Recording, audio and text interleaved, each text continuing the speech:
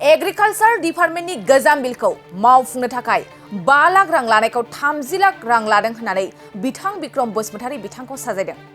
बिथां मन्टु बर'आ एग्रिकालचार डिपार्टमेन्टनि गोजाम बिलखौ मावफुंनो थाखाय 5 लाख रां लादोंमोन, नाथाय बिथां बिक्रम बसुमतारीया प्रान्जल नार्जारी इउट्युब चेनेलनि गेजेरजों बिथां मन्टु बर'खौ गावनिफ्राय 30 लाख रां लानानै खामानिखौ मावफुंना होआखै होनना फोरमायदों।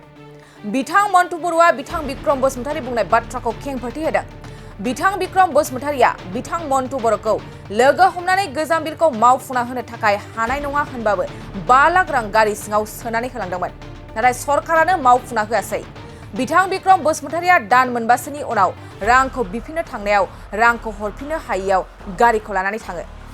सानसेखालि बिथां बिक्रम बसुमतारीया बिथां मन्टु बर'खौ गोजाम दलिनाव सिगनेचार होदों आरो 3 लाख रां लानानै चेक पेपारखौबो लाना थाङो आरो लोगोफोरखौ फन खालामनो बिनायाव गावगोन होनना सिगिदों। बेनिखायनो बिथां बिक्रम बसुमतारीखौ गारि सिखाव महरै बागानपारा आउटपस्ट आरो मसलपुर कर्टआव दिनै एजाहार होबाय। प्रान्जल नार्जारी इउट्युब चेनेल बिगोमानि सायावबो नंखाय फोसावनायनि थाखाय बिथां मन्टु बर'आ एजाहार होनाय जासिगोन होनना फोरमायदों। मैयायो आं मोनसे प्रान्जल इउट्युबनियाव मोनसे ब्लग नुदों। बे ब्लगा थारमाने आंनि सायाव एसे एलिगेन्स होदों आरो बेयाव थारमाने बुंदों मा बिक्रमा माबा ट्रेक्टरनि 10 खान ट्रेक्टरनि 3.5 लाख फैसा खांना लादों, आं हैदों मादों होनना बुंदों। बे एकदमबारे नंखाय। आं बे एलिगेसन नंखायथार।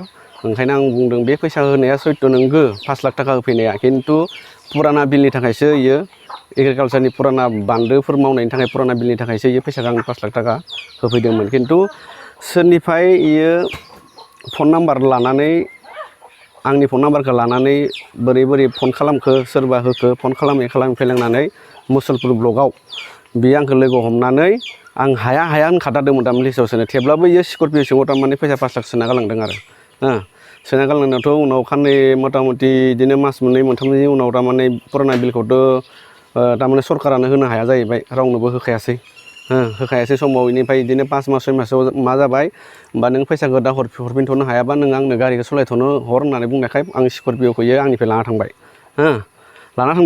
लाना थांखांनानै बिदिनो मास मोननै मोनथामसो उनाव आङो जिथिया वेगेनार बोराय गंसे दंमोन बेखौ आं गुवाहाटियाव बानायनानै सालायनो होननानै जिथिया लांबाय, बानायखांनायनि उनाव थाग थिग जिथिया थारमाने माबा सालायनायनो होननानै माबा खालामबा थाग थिग आंखौ बिक्रमा लोगो मोनहैबाय आरो लोगो मोनहैनानै इयो मा खालामबाय, लोगो आंनि गारि साबिखौ लाखाबाय, ओमफ्राय मबाइलखौबो लाबाय।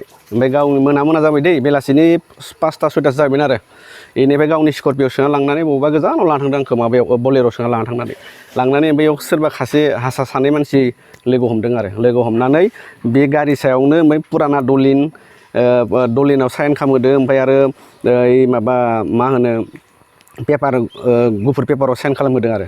बेनिफ्राय आं बुंदोंमोन आंबो लोगोफोरखौ फन खालामनो हर होनना बुंनायाव बियो मा बुङो, रावखौ फन खालामनो होआ, मबाइल सोनानै गावगोन मागोन होननानैसो आंखौ थारमाने धमखि होबाय थायो आरो। बेनिफ्राय मबाइल लाखिबाय। बेनिफ्राय आंनि वेगेनाराव चेक बुक दंमोन, 10 खानसो साइन खालामखानाय दंमोन, ओमफ्राय आरो फैसा 3 लाख थाखा दंमोन, बेफोर गासैबो लांफाजोब्बाय आं, एख'खौनो मोनबोखायाखै दा। ओमफ्राय गावनो बेनिफ्राय गारि भारा लाना थांनानै हाजारसे थाखा आंनो हरदों बिक्रमा। बेखिनियानो आरो। दा बिसोरनि सायाव मा बेबस्था लादों? आंथ' दा बिसोरनि सायाव माबायाव बे बिक्रमखौथ' आं इटिमेटेड माने सिगांनो आङो माबानि गारि सिखावनि नामाव आङो गारि गंनैनि सिखावनि थाखाय आङो एफआइआर होना दोनखादों माबा बागानपारा आउटपस्टआव। बेनिफ्राय आरो कर्टआवबो आं होना दोनदों, बाथौगुरि कर्टआवबो केस होना दोनदों, होखाना दोनदों आं बेखौ। बिसोर आंखौ बुंदों सोरखौबा मानसिया लुगैबा आंखौ फन खालामना लेंहर, आं 1 लाख थाखा होगोन होननानै बुंदों। आंसो बेखौ दिनै मैया प्रान्जलनि इउट्युबाव नुनानै गुवाहाटियाव दङ होननानै सानखाना लाबाय। बेखौ दा आंसो थानायाव थांनानै जबरदस्त थारमाने मानसिया इयो माबायाव दङ होननानै आं थानायावसो आरो बाहाय बुरखांबावसिगोन आं। बेनिफ्राय आरो आं दहायबो आं उकिलखौ फन खालामदों, उकिलाबो जागोन, बे टेनसन लानो खालामनांगौ गैया होनना बुंदों। बेनिफ्राय आङो दा प्रान्जल इउटिउबारखौबो बुंदों, इउटिउबखौ सोलायनोबा मोजां सालाय प्रान्जल, जानला मोनला खोथा लानानै सोरनिबा खोथा मोनसेल' अन साइडजों नोङो सोलिनाङा। इउटिउबा नोङो सब मानसिनि एगेन्स्टआवसो नों इउटिउब बानायो। बेलेग इउटिउबारखौ नुवाखै नामा नोङो? बि बयसमोनखौ नुवाखै नामा? माबायदि इउटिउब बानायो नोङो? दिनै इंलिश मेकारमोनखौ नुवाखै नामा? आलफ्रेडमोनखौ नुवाखै नामा? नोंलाय मा मानसि सायावसो इउटिउब खालामो? नोङो बिक्रमनि खोथाखौबो खोनासंमोन, आंनि खोथाखौबो नोङो खोनासंमोन, आंनि खोथायाव आं न'आव लागै फैयोमोन नोङो जुदि नों इउटिउब मान हेगार थानो रोंबा। खिन्थु प्रान्जलखौबो आङो मानहानि केस होनाय जागोन कर्टआव आं सब रेडि खालामना लाखाजोब्बाय दिनैनो बबे कर्टआव आं बाथौगुरि कर्टआव होगोन मुसलपुर मुसलपुर बाजाज बाइक लानो गोसो गुदुं सुबुंफोरनि थाखाय मोजां खौरां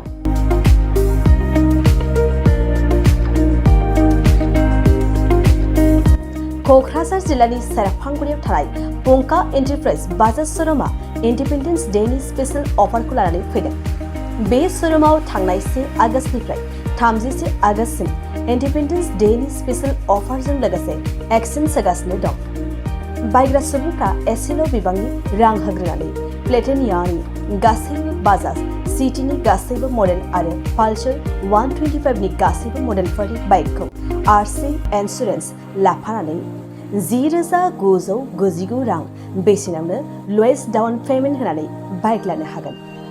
नोंथांमोना सेरफांगुरि आरो सराइबिलाव थानाय पंका एन्टारप्राइज बाजाज श'रुमाव इन्डिपेन्डेन्स डे स्पेशल अफारनि खाबुजों नोंथांनि लुबैनाय बाजाजनि बाइकखौ लांफैनो हागोन।